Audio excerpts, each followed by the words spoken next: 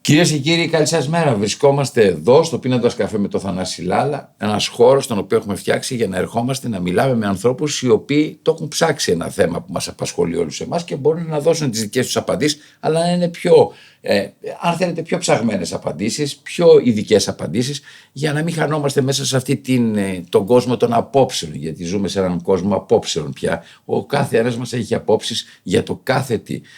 Είναι σήμερα καλεσμένος εδώ να πιούμε έναν καφέ ο Δημήτρης Μαύρος. Καλημέρα, καλημέρα. Είναι, θα έλεγε κανένας, ένας από τους 3-4 ανθρώπους στην Ελλάδα που έχουν ταυτιστεί με τις δημοσκοπήσεις.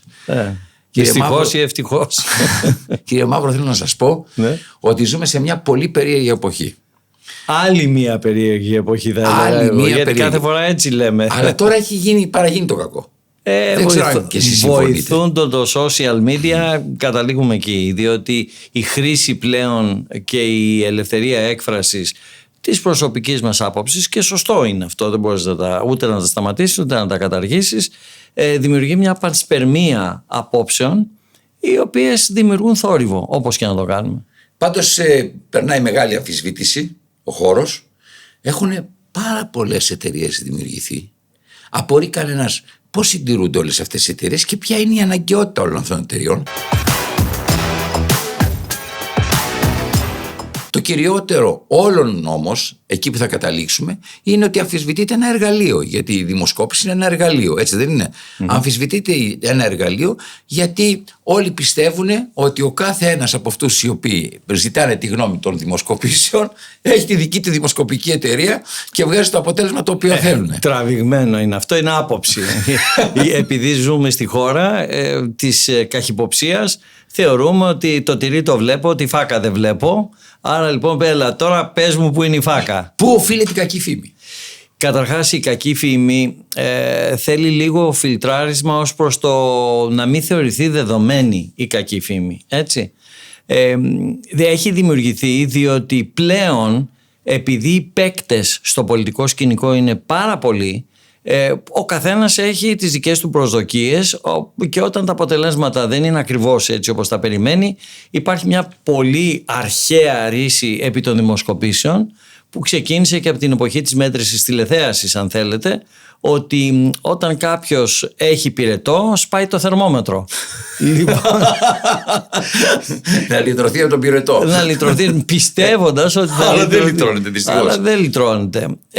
Το δεύτερο πράγμα είναι ότι πράγματι η πληθώρα δημοσκοπήσεων, που όμως αν δει κανείς τι γίνεται στο εξωτερικό, π.χ. στη Γαλλία, είναι τριπλάσιες οι δημοσκοπήσεις οι οποίες γίνονται με το παραμικρό. Και γίνονται και καθημερινά. Και όχι μόνο πολιτικές. Και όχι μόνο πολιτικές. Αλλά γίνονται και η δημοτικότητα του Ερντογάν ανέβηκε, έπεσε, του Τραμπ ανέβηκε, έπεσε, του Μακρόν ανέβηκε, έπεσε, σε καθημερινή βάση. Άρα λοιπόν εδώ στην Ελλάδα ακόμα είμαστε πίσω σε εισαγωγικά ως προς το πόσες δημοσκοπήσεις δημοσιεύονται. Επίσης, αυτό είναι κάτι το οποίο δεν το επιβάλλουν οι εταιρείες δημοσκοπήσεων ή ερευνών, αλλά προκύπτει εκ της ζήτησης των ΜΜΕ, όπου κάθε ΜΜΕ, είτε είναι site, είτε είναι κανάλι, είτε είναι ραδιοφωνικό σταθμός, θέλει να έχει δικό του. Την μου δημοσκόπηση, έτσι. Και γιατί θέλει να έχει το δικό της βαρόμετρο και τα δικά της ιστορικά στοιχεία, και σχεδόν έχει αρχίσει και μετατοπίζεται η ονοματολογία ότι δεν είναι η έρευνα της εταιρείας τάδε, αλλά είναι η έρευνα του Sky, η έρευνα του Mega, η έρευνα του όπως γίνεται και στην Αγγλία, ας πούμε, του BBC. Θέλω να προσθέσω ότι εγώ είμαι σήμερα εδώ με διπλές ιδιότητες, διότι από τη μία μεριά είμαι ο άνθρωπος πίσω από την MRB, αλλά από την άλλη μεριά είμαι και ο πρόεδρος της ελεκτικής δημοσκοπήσεων, που θα το συναντήσουμε στην κουβέντα. Θέλω πολύ να το συζητήσουμε. Έτσι, μπράβο. Η οποία είναι επιτροπή, μάλλον είναι φορέας θεσμοθετημένος μέσα σε νόμο του κράτους, το 3603 του 2007, και στον οποίο μπορεί κανείς να ανατρέξει και πάει λέγοντας, αλλά θα το συζητήσουμε στη θέση του. Αν δείτε τι ανεβαίνει είτε σαν print screen, είτε σαν παραποιήσεις, είτε μέσω AI, π.χ. στο Facebook, θα τρελαθείτε, έτσι. Ακριβώς. Άρα λοιπόν υπάρχει το ενδιαφέρον, το θέμα είναι ότι το ίδιο μας το ενδιαφέρον δεν μας αρέσει. Ακριβώς. Σωστό. Αν θέλετε και εσείς, η συζήτησή μας να έχει τρία στάδια. Το πρώτο, τρία μέρη, τρία κεφάλαια. Το πρώτο κεφάλαιο είναι, θέλω να δω λιγάκι πώς γίνονται οι δημοσκοπήσεις και τι σημαίνει δημοσκοπήσεις. Να μιλήσουμε δηλαδή καθαρά για αυτό το εργαλείο που λέγεται δημοσκόπηση.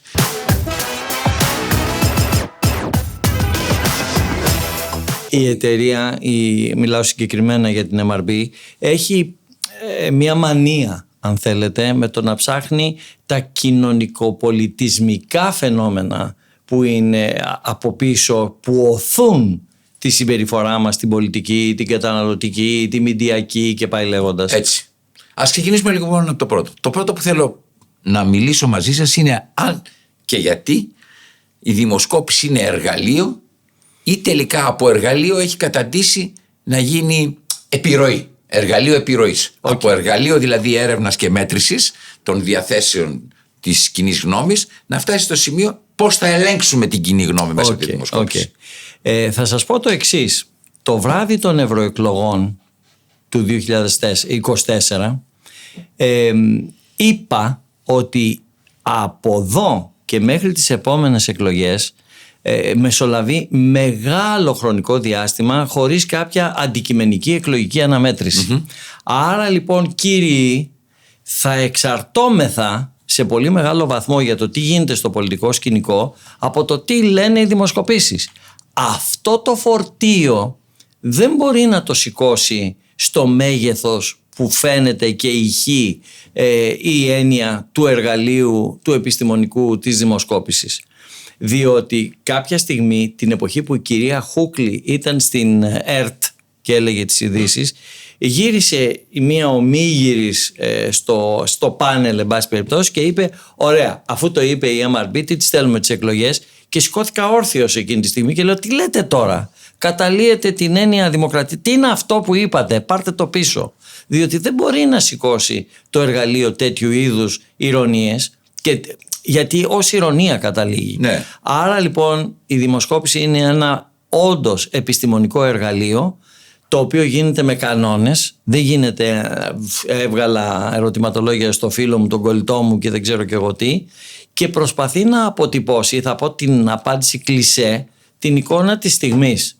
Η εικόνα απλώς τι γίνεται μετά, ενώνοντας τις στιγμές βγάζει μια διάρκεια. Γι' αυτό και τα καινούργια κόμματα τα οποία βγήκαν, εμείς τα μετράγαμε με κανονική πρόθεση ψήφου. Εδώ και καιρό. Ακριβώς, γιατί θέλαμε να ξέρουμε ότι τη στιγμή που θα εμφανιστούν θα κάνει ένα δόντι προς τα πάνω ένα κόμμα, ένα δόντι προς τα κάτω, ή θα είναι μια γραμμική εξέλιξη αυτών που βρίσκαμε μέχρι πρότινος. Σωστό. Διότι αυτό σου δίνει. Οι χρονοσειρές δίνουν την πραγματικότητα της πληροφορίας, τη δύναμη της πληροφορίας. Το ένα είναι αυτό λοιπόν. Το δεύτερο πράγμα είναι πώς μπορεί ένας απλός πολίτης να καταλάβει πότε είναι πρόχειρο κατασκευή, πότε είναι κατευθυνόμενη κατασκευή και πότε είναι μια έγκυρη κατασκευή η δημοσκόπηση. Έγκυρη με τη λογική της στιγμής που λέμε. Okay. Ποια είναι τα στοιχεία? Θα σας πω. Είσαστε και στο χώρο που ελέγχετε. Στο ΣΕΔΕ ακριβώς. Θα πούμε, σας ξαναλέω και για την Επιτροπή Ελεκτική Δημοσκοπήσεων. Λοιπόν, το πρώτο πράγμα που πρέπει να κάνουμε όλοι είναι να διαβάζουμε αυτή την αναθεματισμένη ταυτότητα της έρευνας, όπου όλοι μας αντιμετωπίζουμε την ταυτότητα περίπου σαν να πρέπει να πιούμε μουρνόλαδο. Ναι. Ακόμα και την ώρα που βγαίνουμε για να ανακοινώσουμε μια δημοσκόπηση σε ένα κανάλι, παραδείγματος χάρη, θα πρέπει ο πρώτος χρόνος να είναι να πούμε την ταυτότητα. Να πούμε αρκετά πράγματα για την ταυτότητα, γιατί περνάει βολίδα. Λέμε πόσο είναι το δείγμα, λέμε πότε έγινε, σε ποιο χρονικό διάστημα δηλαδή. Προφανώς όταν είσαι σε ένα κανάλι, ο πελάτης είναι το κανάλι και έξω από την πόρτα. Σωστό. Δεν είναι τόσο απλό, γιατί εκεί καταλαβαίνει κανείς πολλά.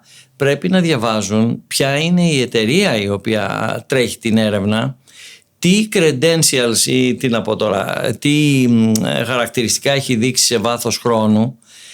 Πρέπει επίσης να δει κανείς τη χρονική συγκυρία, αλλά σε βάθος, όχι έγινε χτες και προχτές και έξω από την πόρτα, Ναι. πρέπει να φανεί τι έχει συμβεί μέσα σε αυτό το χρονικό διάστημα. Έπιασε την ανακοίνωση π.χ.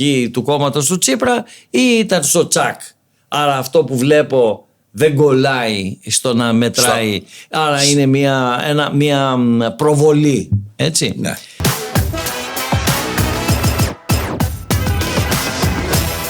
Υπάρχει μέσα εκεί στην ταυτότητα και η ιστορία του πού είσαι μέλος, αγαπημένα μου. Μιλάω για την εταιρεία. Εννοώ που ανήκεις. Σε ποια... Όχι. Αν είσαι μέλος, όχι πολιτικό. Όχι, ναι, καταλαβαίνω. Δηλαδή υπάρχουν εταιρείες οι οποίες είναι στην ΕΣΟΜΑΡ. Όλες είμαστε υποχρεωμένες οι εταιρείες να ανήκουμε στην ΕΣΟΜΑΡ, που είναι ο ευρωπαϊκός μπαμπάς. Έτσι. Ναι. Ο οποίος έχει δυνατότητες ελέγχου. Έχει. Καταρχάς έχει στο παρελθόν διαγραφεί η εταιρεία. Δεν θέλω να πω ονόματα. Έχει όρους διοντολογίας δηλαδή. Έχει τελείως, και άμα μπει κανείς και μέσα υπάρχουν και μεταφορά των κανόνων δεοντολογίας από την έσωμαρ αυτολεξή μετάφραση στα ελληνικά στο site του ΣΕΔΕΑ, που μπορεί να το ελέγξει. Άρα ο ΣΕΔΕΑ είναι αυτός ο οποίος ελέγχει αν και κατά πόσο εφαρμόζεται. Προσωπεί καταρχάς και την έσωμαρ στην Ελλάδα, και δεύτερον διενεργεί ελέγχους πρώτον επί των μελών του και εκτελεί ελέγχους συστηματικά και ξαφνικά. Κάτω τα μολύβια, φέρε μου την έρευνα, και προσέξτε, ζητάμε τιμολόγια. Φέρε μου τα τιμολόγια που έχεις κόψει για να δω ποια έρευνα θα ελέγξω. Όχι, έλα πάρε αυτό και έλεγξε όλα τα στοιχεία τα οποία δομούν την αντικειμενικότητα. Βεβαίως, και άρα λοιπόν ο ελεκτής μπαίνει και λέει αυτήν. Όλες οι εταιρείες οι οποίες σήμερα εμφανίζονται δημόσια ανήκουν και ελέγχονται από το συγκεκριμένο όργανο. Όχι, γιατί υπάρχουν εταιρείες οι οποίες δεν έχουν γραφτεί για διάφορους λόγους. Ο ένας λόγος είναι ότι δεν επιθυμούν. Και ο νόμος, ο 3603, δεν μπορεί, είναι αντιδεοντολογικό επιχειρηματικά, να υποχρεώσει μια εταιρεία ότι πρέπει να πας να γραφτείς στο συνδικαλιστικό, να το πω, όργανο ή το συλλογικό, για να είμαι ακριβέστερος. Ποια είναι η επιχειρηματολογία για να μην πάει μια εταιρεία να γραφεί στο Δεν θέλω, ρε παιδί μου. Δεν θέλω. Αλλά αυτό το δεν θέλω είναι λιγάκι ύποπτο, έτσι δεν είναι? Γιατί όταν λέει κάποιος δεν θέλω, αρχίζει και αναρωτιέται ο άλλος γιατί δεν θέλω. Βεβαίως υπάρχουν κάποιες απαντήσεις του τύπου οι μεθοδολογίες του ΣΕΔΕΑ είναι απειρχιωμένες και εγώ έχω προχωρήσει πολύ στη ζωή μου. Ναι, λες εσύ, αλλά δεν έχει μπει και κανένας μέσα για να σε ελέγξει αν είναι προχώ. Λοιπόν, και ο δεύτερος λόγος είναι γιατί υπάρχουν αντικειμενικά πράγματα του τύπου «Μα δεν έχεις έδρα την Ελλάδα, έχεις έδρα την Κύπρο, άρα δεν μπορείς να γραφτείς στο ΣΕΔΕΑ». Μάλιστα. Άρα υπάρχουν εταιρείες οι οποίες δραστηριοποιούνται ή είναι γραμμένες στην Κύπρο και κάνουν έρευνες στην Ελλάδα. Ο νομικός φορέας είναι στην Κύπρο, έτσι. Πρώτο πράγμα λοιπόν, ελέγχουμε στην ταυτότητα πού ανήκει η κάθε εταιρεία και αν ανήκει στο πραγματικό συνδικαλιστικό όργανο που έχει στο ΣΕΔΕΑ ή όπου είναι, εν πάση περιπτώσει. Λοιπόν, εκεί υπάρχει ένα θεματάκι ότι η εταιρεία, η δημοσκοπήσεων ο φορέας ελέγχει όλες τις έρευνες, είτε εταιρεών που ανήκουν στο ΣΕΔΕΑ είτε όχι. Απλώς εκεί για να μπορέσει να μπει μέσα και να πει για να σε δω τώρα, πρέπει να γίνει καταγγελία. Μάλιστα.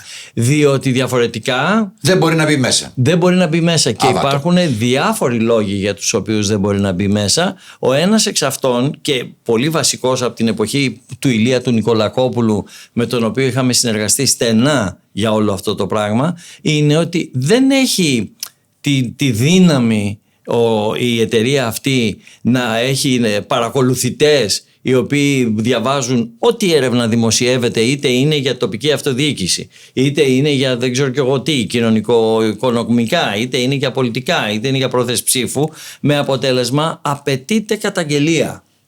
Μάλιστα. Εκεί λοιπόν η καταγγελία για να γίνει δεν είναι τίποτε το φοβερό. Χρειάζεται ένα Μπορεί να το κάνει και ένας απλός άνθρωπος. Εντελώς απλός άνθρωπος, διότι ο πολίτης, ο Έλληνας πολίτης, έχει ένομο δικαίωμα να πει αμφισβητώ την MRB, διότι τι είναι αυτό που έβγαλε στο κόμμα ψ. Εντάξει.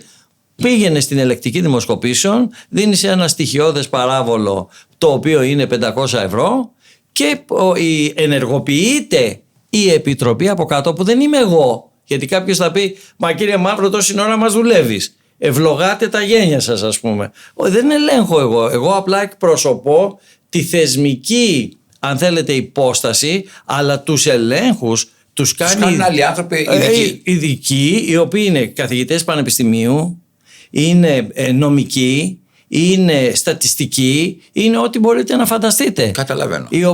Οι οποίοι παίρνουν τα χαρτιά και αρχίζουν και λένε, αγαπητέ μου, γιατί εδώ έτσι και εκεί γιουβέτσι. Έχει σημασία, γιατί πολλοί θέλουν να ακούσουν. Υπάρχουν οι απλοί άνθρωποι και οι άλλοι που έχουν περισσότερες τεχνικές γνώσεις. Εκεί ζητάμε το αρχείο. Ζητάμε το αρχείο. Όλη την καταγραφή δηλαδή. Όλη την καταγραφή, όχι νέα τα γραφήματα. Ναι. Που στηρίζονται τα γραφήματα. Μπράβο, και παίρνονται και τηλέφωνα εκείνη τη στιγμή προς τους ερωτώμενους και φαίνεται και λέει, εδώ κύριε Παπαδόπουλε, μπράβο κύριε Λάλα, φαίνεται ότι απαντήσατε πως είστε θετικά προσκύμενος προς. Ισχύει, το απαντήσατε αυτό, συμμετείχατε στην έρευνα τάδε. Τόσο πολύ δηλαδή. Σας λέω, μέχρι να τρέχει αίμα στο Μάρμαρο. Μάλιστα. Από το Μάρμαρο. Λοιπόν, να ρωτήσω εδώ κάτι. Με συγχωρείτε που αλλά αυτά δεν είναι γνωστά πράγματα. Βέβαια, γι' αυτό κιόλας κάνουμε αυτή την εκπομπή, αυτή τη συνάντηση, αυτό το καφέ.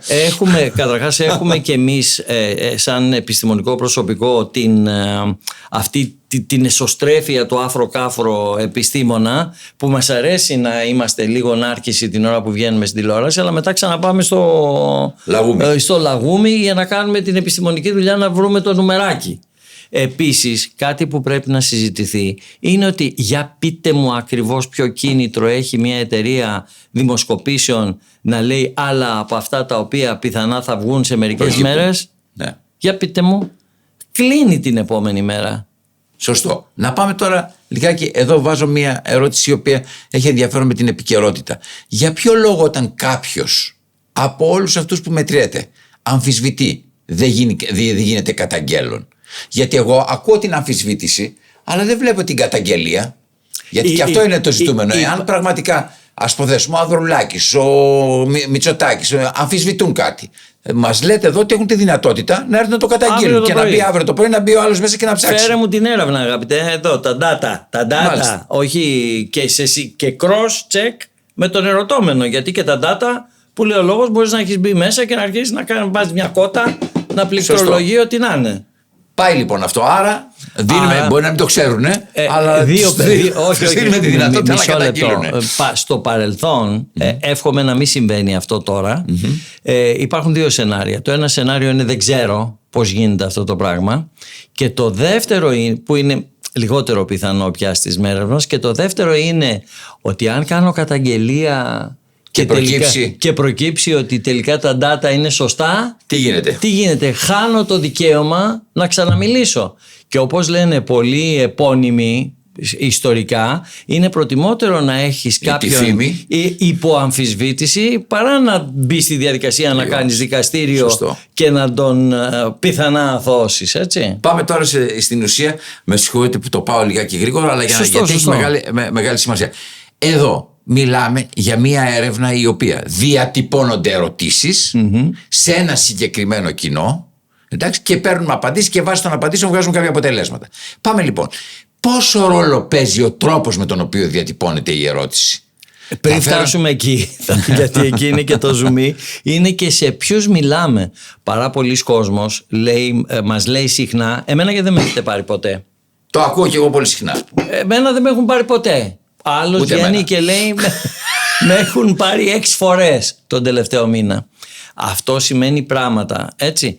Το θέμα είναι ότι για πάρα πολλά χρόνια τρέχαμε έρευνες, τα καημένα τα κροκοδιλάκια εμείς οι εταιρείες ερευνών, στα σταθερά τηλέφωνα κάθε σπιτιού. Εδώ είμαστε λοιπόν. Αυτό δεν αρκούσε πια για να πιάσουμε όλα τα κοινά. Από την εποχή που βγήκαν και έχει διείσδυση το κινητό τηλέφωνο 110%. Τώρα πια δεν υπάρχουν κοινά, δηλαδή δεν υπάρχουν σταθερά. Υπάρχει μόνο ένα ίντερνετ και το σταθερό δεν χρησιμοποιείται. Τι γίνεται σε αυτήν την περίπτωση? Τώρα παίρνουμε κινητά. Πόσο ποσοστό? Σε κινητά πόσο συμβατά? Θα σας πω.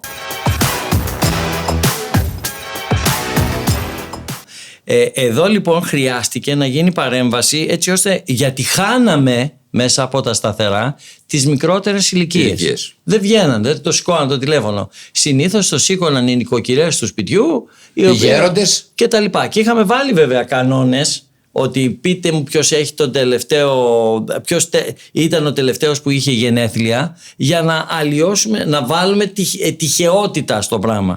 Αλλά ούτε αυτό αρκούσε. Με αποτέλεσμα αρχίσαμε να παίρνουμε κινητά. Αυτό διόρθωσε άρδιν την κατάσταση και μάλιστα υπάρχουν... Ανέβασε το κόστος βέβαια. Όχι, δεν σας πληροφορώ ότι έτσι φοβόμασταν κι εμείς, ότι παίρνοντας τηλέφωνα στα κινητά θα ανέβει το κόστος στο Θεό. Σας πληροφορώ ότι το ρίξε. Γιατί είχαμε λιγότερες αρνήσεις.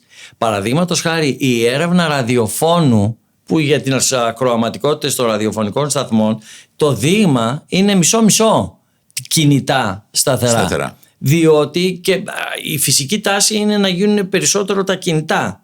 Αλλά το θέμα είναι ότι αυτό λύθηκε. Όμως μπήκε άλλο πράγμα στην ιστορία που λέγεται υπάρχουν ενεργοί πολίτες πια που δουλεύουν άπειρες ώρες και τους οποίους δεν τους βρίσκεις πουθενά. Δεν σου σηκώνουν ούτε το κινητό. Ή όταν βλέπουν ότι έρχεται μια κλήση η οποία δεν έχει όνομα, δεν το σηκώνουν. Δεν το σηκώνουν. Άρα εκεί έχουμε εντάξει στα δείγματα, αλλά οργανωμένα, προσέξτε με, γιατί υπάρχουν και περιπτώσεις που εταιρείες κάνουν βουταρία, ερωτηματολόγια στο ίντερνετ χωρίς να γνωρίζουν πού πάνε αυτά τα ερωτηματολόγια, έτσι. Άρα εκεί μπορεί να είναι ο φίλος του φίλου το φίλο και πάει λέγοντας. Οργανωμένα από panels, υπάρχει στην Ελλάδα το πάνελ της CINT, CINT, η οποία έχει φτάσει να έχει ένα πάνελ Ελλήνων γύρω στις 400.000 άτομα.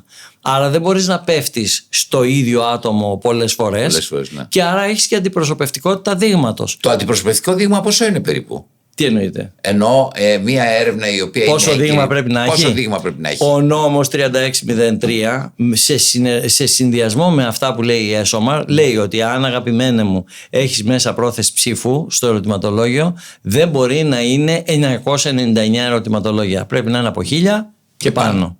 Και μάλιστα οι αναλύσεις που θα κάνεις... Το 1000 και πάνω σημαίνει και 1001. Και 1001. Δηλαδή 999 δεν μπορώ, 1009 μπορώ. Άρα μπορεί να βγει και αποτέλεσμα με 1001. Φυσικά βγαίνει με 1001, γιατί υπάρχουν και τα θέματα budget που βάζει το κάθε κανάλι ή το κάθε μίντιο. Έτσι. Εδώ λοιπόν έχει αρχίσει και γίνεται ένας καινούριος τώρα πρωταθλητισμός. Εμένα το δείγμα μου ήταν 1200. Εμένα ήταν 1350. Αλλά αυτό θα εξορθολογιστεί πάλι.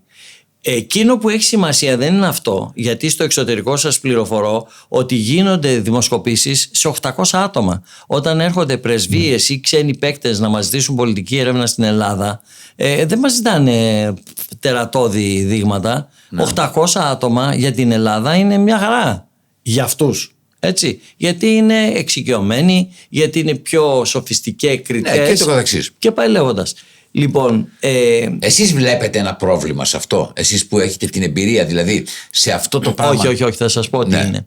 Γιατί η πρόθεση είναι πράγμα το οποίο πάρα πολύ βασανίζει τους ανθρώπους. Θα σας πω. Πρώτον, σημασία έχει ότι δεν μπορούν να γίνουν αναλύσεις κάτω από 100 άτομα ή κάτω από 60 θεωρούνται απολύτως ενδεικτικές, γιατί αρχίζει και αλλοιώνεται, γίνεται πολύ μικρό το δείγμα. Έχω δει, ας πούμε, αποτελέσματα ερευνών να μιλάνε για περιφέρειες. Πόσο δείγμα μπορεί να είχε ένα δείγμα 1200 άτομα σε περιφέρειες, έτσι, για να αναλύσεις στη Θεσσαλία τι έγινε? Το ένα είναι αυτό που πρέπει να προσέχει κανείς, εκεί παίζει ρόλο το μέγεθος του δείγματος, αλλά δεν μπορούμε να ζητάμε και από τους πολίτες αυτή τη στιγμή να κάθονται να κάνουν το στατιστικό ή το λογιστή μιας δημοσκόπησης. Και το δεύτερο. Αυτό μπορεί να το κάνει όμως ο δημοσιογράφος. Ο δημοσιογράφος, θα φτάσουμε και εκεί. Εντάξει, δηλαδή από την αρχή να το λέει. Παιδιά, να σας πω κάτι, έχω μια έρευνα μπροστά μου που έχει αυτή την ταυτότητα, άρα έχουμε αυτά τα προβλήματα, αλλά τα συμπεράσματα είναι αυτά. Φτάνει μέχρι εκεί έτσι που μπορεί να δώσει πληροφόρηση. Και το δεύτερο πράγμα είναι, δεν παίζει ρόλο τόσο το μέγεθος του δείγματος όσο η αντιπροσωπευτικότητά του. Δηλαδή, να μην έχεις μονόπαντη δομή εσωτερικά, να είναι μόνο μεσοανώτερη τάξη ή να είναι μόνο περιφέρεια ή να είναι μόνο Αθήνα, ή να είναι ειδικά χαρακτηριστικά. Μπράβο, να είναι περισσότερο άντρες ή να είναι περισσότερο μεγάλοι άνθρωποι. Εκεί θέλει προσοχή η αντιπροσωπευτικότητα και εκεί τζιτζιριζόμαστε, και γι' αυτό μπαίνει και η έννοια και αρχίζει ο κόσμος και λέει «Όπα, σε έπιασα». Να, εδώ είναι το πρόβλημά σου, η έννοια της στάθμισης. Η έννοια της στάθμισης λέει είναι το μαύρο κουτάκι που εκεί μέσα εσύ μες στην κατσαρόλα μαγειρεύεις. Δεν μαγειρεύουμε, ρε παιδιά, αλλά όταν υπάρχει μια εκπροσώπηση άντρες-γυναίκες, σας λέω εγώ παραδείγματος χάρη, που θα έπρεπε να είναι 49-51 υπέρ των γυναικών και σου προκύψει 45-55 στο τυχαίο του δείγματος, δεν μπορείς να το αφήσεις έτσι. Πρέπει να του βάλεις φακτοράκι για να μαζεύεις τις γυναίκες και να ανεβάσεις λίγο τους άντρες. Σωστό. Αυτό, εάν δείτε τι επίδραση έχει πάνω στα αποτελέσματα της πρόθεσης ψήφου μας ΚΕΙ, είναι αστεία. Το θέμα είναι να μην έχει χοντράδες, δηλαδή κοινά τα οποία να λείπουν από μέσα, και οπότε εκεί αναγκάζει και βάζει κάτι φάκτορες μετασυγχωρήσεως για να διορθώσει ένα τέτοιο δείγμα. Όταν λέμε φάκτορες εννοούμε αλγόριθμους οι οποίοι διορθώνουν. Δεν είναι αλγόριθμοι. Λένε αφού βρήκα 55% γυναίκες, αυτό κανονικά έπρεπε να είναι 51, άρα 51 δια 55 κάνει 0,85. Μάλιστα. Άρα όπου θα βρίσκεις, αγαπητό μου software, γυναίκα, δεν θα την παίρνεις ως ένα αλλά ως 0,85. Ναι. Ωραία, σωστό. Τόσο απλό είναι, δεν είναι κάτι μαγικό. Πάμε στην ερώτηση τώρα. Μαγείρεμα στις ερωτήσεις γίνεται?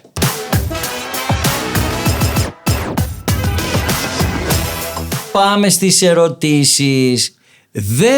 Γιατί έλεγα, με συγχωρείτε τώρα να σας πω ένα παράδειγμα. Έλεγα, όταν βγήκε η κυρία Καριστιανού, έβλεπα τη μέτρηση και έλεγα, αν πήγαινε κάποιος και ρωτούσε, πώς είσαστε εσείς που θα ψηφίζατε έναν άνθρωπο ο οποίος είναι αντίον των αμβλώσεων?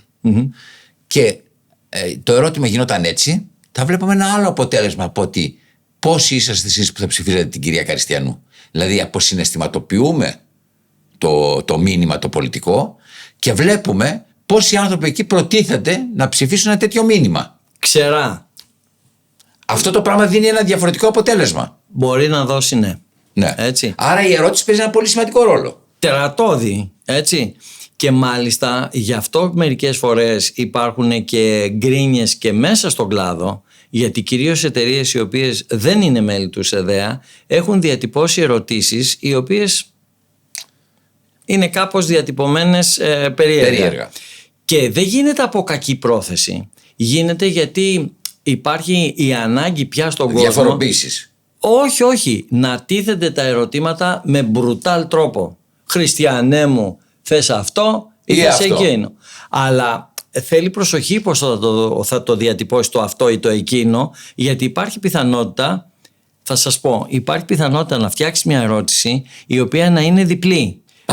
Παράδειγμα, εσείς προτιμάτε έναν πολιτικό που είναι έντιμος και δουλευταράς ή στην απέναντι πλευρά που είναι έτσι και έτσι? Το έντιμος και δουλευταράς είναι δύο πράγματα, δεν είναι ένα. Βέβαια. Γιατί μπορεί κάποιος να είναι έντιμος και να μην είναι δουλευταράς. Να είναι δουλευταράς και να μην είναι έντιμος. Άρα λοιπόν οι διατυπώσεις πρέπει, και αυτό πρέπει να το κάνει και ο ίδιος ο ερωτώμενος. Δηλαδή η ερώτηση αυτή έτσι όπως έχει διατυπωθεί, διότι και τα media τι κάνουν πολλές φορές? Παίρνουν την ερώτηση έτσι όπως τη στέλνουμε εμείς. Τη βάζουν. Δεν τη βάζουν, μακάρι να τη βάζανε, αλλά την μεταφράζουν όπως αυτή την ερμηνεύουν. Γιατί δεν είχα χώρο.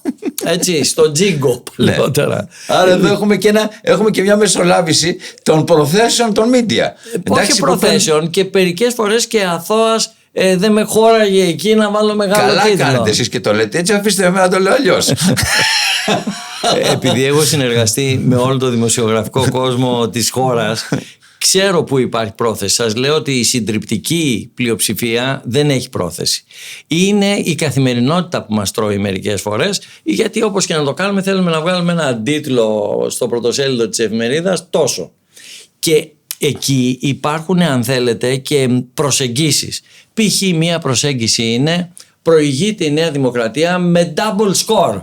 Τι σημαίνει αυτό? Ναι. Το διαβάζω πραγματικά έξαλλο με κάνει. Έτσι, ή δεύτερον, ο άλλος, η διατύπωση. Μπράβο, ο άλλος βγάζει προηγείται η Νέα Δημοκρατία με μονοψήφιο αριθμό διαφοράς.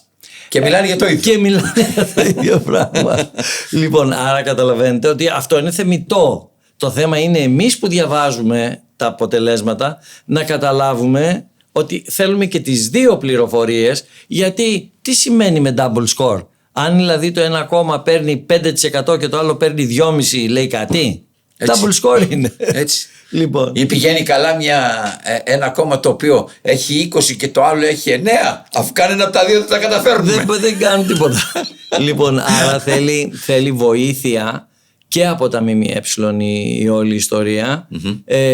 Δεν συναντάμε μεγάλες δυσκολίες, αλλά συναντάμε μεγάλη άγνοια στην πραγματικότητα. Γιατί υπάρχουν κυλιόμενοι δημοσιογράφοι οι οποίοι δεν προλαβαίνουν να δημιουργήσουν. Πώς διατυπώνονται οι ερωτήσεις, πώς τις φτιάχνετε εσείς μέσα στο εργαστήριο, πώς φτιάχνετε τις ερωτήσεις? Δηλαδή υπάρχει ένας ειδικός άνθρωπος ο οποίος του λέτε, ξέρεις, αυτό είναι το θέμα και να δούμε πώς θα το διατυπώσουμε. Διότι οι εργαζόμενοι στις εταιρείες ερευνών δεν είναι πέρναγα απ' έξω, είδα φως και μπήκα.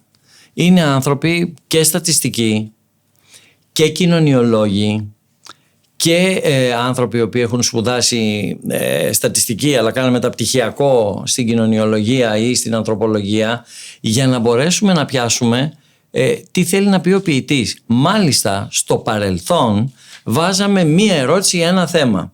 Όταν άρχισαν οι δημοσκοπήσεις να πληθαίνουν και ο κόσμος ξαφνικά να γίνεται πιο έμπειρος στο τι πάει να βγάλει η εταιρεία ερευνών μέσα από την ερώτηση τάδε, άρχισε να δημιουργείται η φυσική τάση του Έλληνα να προσπαθεί σε κορόιδεψα. Ναι. Δεν σου είπα αυτό που πραγματικά πιστεύω. Αναγκαστικά εμείς έπρεπε κάτι να το κάνουμε αυτό το πράγμα.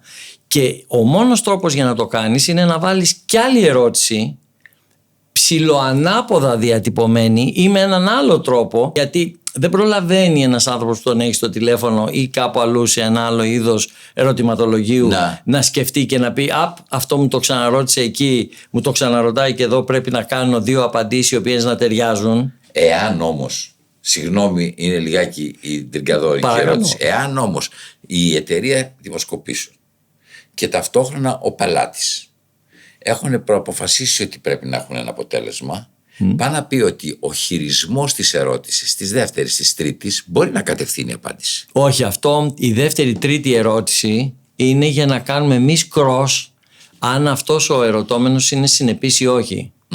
Οι δεύτερες και τρίτες ερωτήσεις που υπενήσεστε εσείς είναι συνήθως εμφανείς. Έτσι, δεν είναι κρυφές. Λοιπόν, υπάρχουν όμως αυτές μερικές φορές, υπάρχουν, γιατί τι να σας πω τώρα, ο καταλληλότερος πρωθυπουργός που ήταν... Δηλαδή δεν άκουσα ποτέ να λέει κανένας, ας πούμε, σε καμία δημοσκόπηση, αλλά και τόσο της 100 ρωτήσαμε ότι ο Κυριάκος Μητσοτάκης από τότε που έγινε πρωθυπουργός μέχρι σήμερα έχει χάσει τη μισή εκλογική του πελατεία, άρα στην πραγματικότητα έχει κολλήσει η βελόνα εκεί. Δεν το έχω ακούσει ποτέ να το λένε μόνο για το Ανδρουλά, το καημένο. Το έχω πει ότι ο άνθρωπος αυτός, αν υπάρχει ένας αδικημένος, είναι ο Νίκος Ανδρουλάκης, ο οποίος βασανίζεται με τη βελόνα. Τι το θέλει ο Γερουλάνος αυτό? Έλατε. Είναι και μητερή η βελόνα, πολύ μητερή. Αλλά στην πραγματικότητα και ο ένας και άλλος έχουν κολλήσει. Απλά αρχίσουν οι συσχετισμοί, ναι, αλλά ο ένας είναι πρώτος και ο άλλος δεν είναι. Ναι. Και εκεί πασαλίβεται πάλι. Αλλά πόσο θα μιλάγαμε, ας πούμε, για έναν αθλητή σπρίντερ, ας πούμε, ο οποίος κάνει τα 100 μέτρα σε 13 δευτερόλεπτα και ο άλλος θα κάνει σε 13,4, όταν το παγκόσμιο ρεκόρ είναι 9,6. Αυτό τώρα, ναι, έτσι μπράβο. Τώρα πατήσατε και τον γκάλο μου, βέβαια, διότι πολλές φορές παίζουμε, είναι τρίτο το κόμμα τάδε, ναι, με 0,2% διαφορά. Ρε φίλε, δεν υπάρχει διαφορά στην πραγματικότητα. Στο τέλος ή το ένα ή το άλλο θα είναι από πάνω. Έτσι, και δεν μπορείς. Είναι η περίφημη έκφραση too close to call. Σωστό. Που ήταν αυτό που συνέβη και τη βραδιά το 2000 που κέρδισε τελικά το Πασόκ και ο Κώστας Σιμίτης, όπου το exit poll έβγαζε 0,5% διαφορά μπροστά τη Νέα Δημοκρατία. Και υπήρχαν δημοσιογράφοι που είχαν βάλει το πιστόλι στον κρόταφο του Ηλία του Νικολακόπουλου και του λέγανε όχι θα μου πεις. Όχι θα μου πεις. Βρε Χριστιανέ μου, δεν μπορώ να σου πω με αυτό. Στο 0,5 διαφορά. Στο 0,5 να το βγάλουμε του close to call. Όχι θα μου πεις. Έτσι ήξερα κι εγώ. Ένα τελευταίο για να κλείσουμε αυτή την ενότητα. Η άρνηση αυτών που παίρνουμε τηλέφωνο για να μας απαντήσει, πώς καταγράφεται?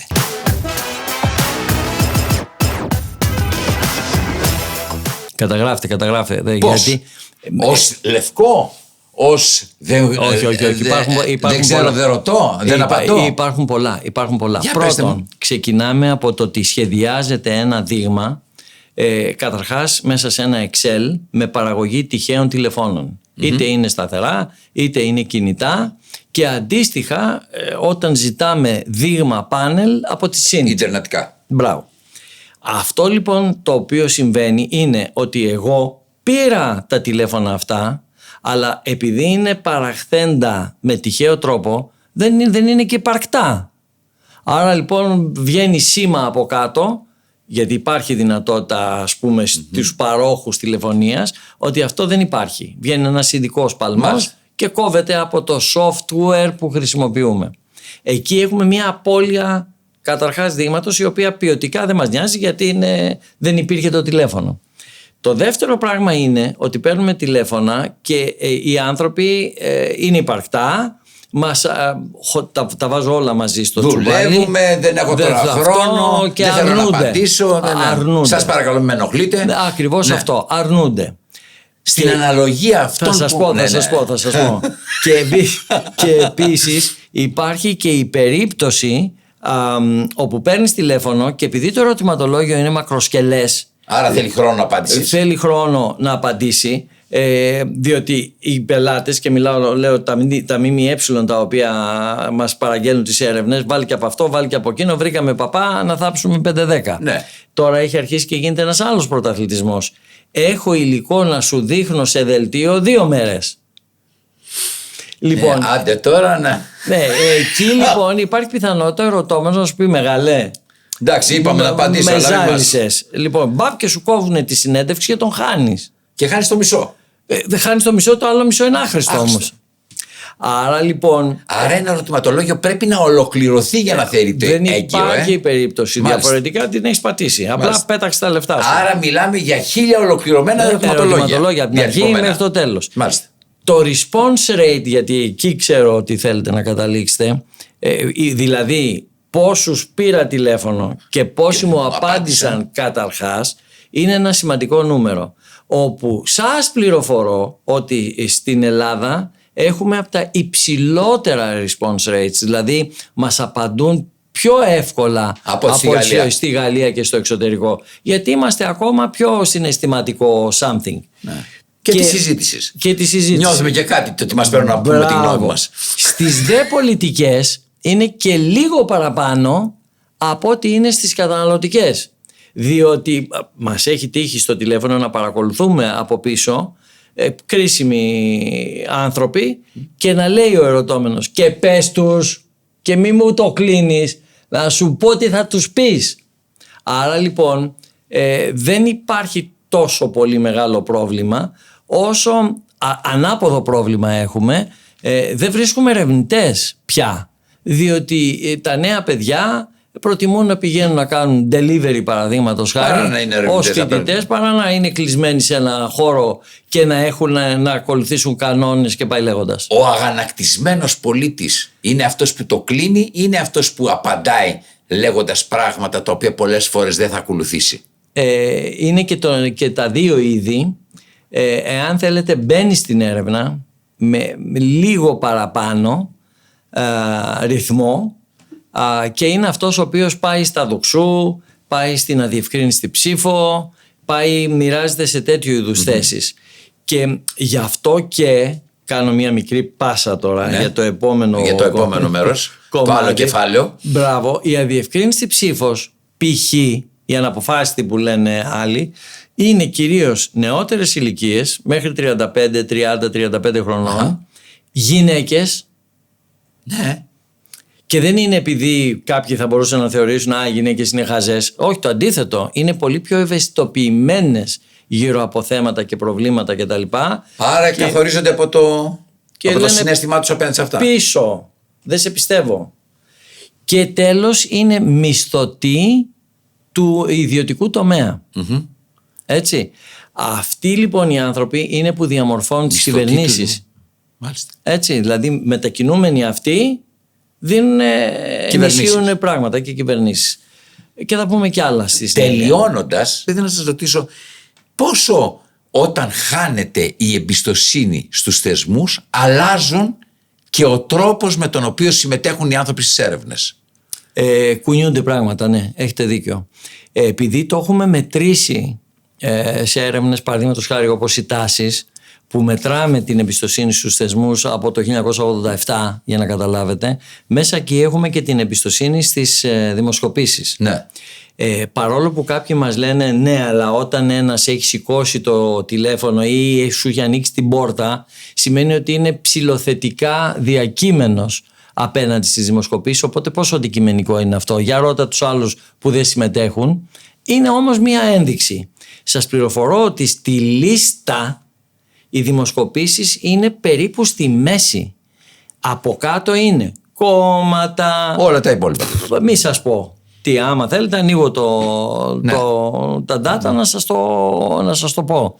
Δεν είμαστε οι χειρότεροι, απλώς καθώς περνούν τα χρόνια και εκτίθεται το εργαλείο όλο και περισσότερο και ο κόσμος όλο και μαθαίνει, βρήκα τώρα εκεί μπορεί να γίνεται η αυτή και εκεί δεν μπορεί να γίνεται, αρχίζει και αυτό το πράγμα έχει μία μικρή πτωτική πορεία μέχρι που έρχεται μια εκλογική αναμέτρηση και ή εκτοξεύεται η αποδοχή του θεσμού διότι τα πιάσαμε τα αποτελέσματα, ή ξαφνικά να μου χαθείτε, δεν πιάσατε το παραδείγματος χάρη δημοψήφισμα, και κάνει έτσι πάλι και ξανανεβαίνει σιγά σιγά. Σας ευχαριστώ πάρα πολύ. Να είστε καλά, και εγώ ευχαριστώ για την ευκαιρία και για το γνήσιο διάλογο και για τις δημοσκοπήσεις και για όλα. Όχι, με ενδιαφέρει πάρα πολύ να κάνουμε τέτοιες κουβέντες και όποτε θέλετε θα είμαι ανοιχτός για να συζητάμε αυτά. Με έναν καφέ με το Λάλα πάντα θα τον έχετε. Μην ξεχνάτε ότι και οι δύο ζωγραφίζουμε, οπότε έχουμε και κοινά πλαίσια. Έτσι. Να είστε καλά. Ευχαριστώ πολύ για όλα. Γεια σας. Κυρίες και κύριοι, ήταν εδώ ο Δημήτρης Μαύρος. Μιλήσαμε για πράγματα τα οποία μας απασχολούν με έναν διαφορετικό τρόπο και νομίζω ότι ίσως ανοίγουμε πορτούλες για να κάνετε και τη δική σας διαδρομή και να συμπληρώσετε όλα αυτά τα πράγματα που λέμε και να βγάλετε το δικό σας συμπέρασμα. Να είστε καλά.